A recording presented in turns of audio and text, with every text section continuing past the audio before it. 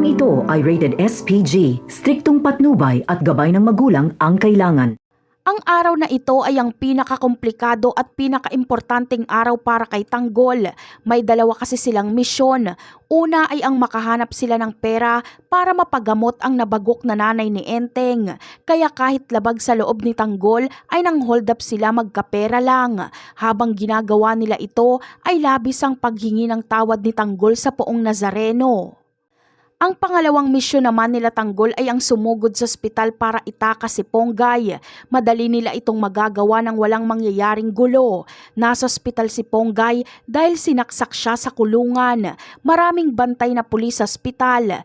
Ganun pa man ay sa tulong ni Chona ay mapapasok nila Tanggol ang ospital at maitatakas niya si Ponggay nang walang makakapansin na pulis.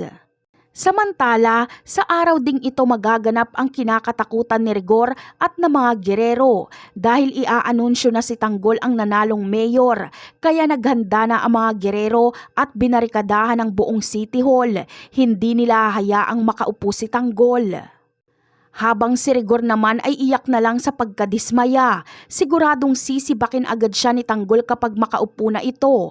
Ganun pa man ay wala nang pakialam dito si Rigor. Maging pulisman siya o sibilyan ay iisa lang ang kanyang misyon. Ito ay ang mapaslang si Tanggol.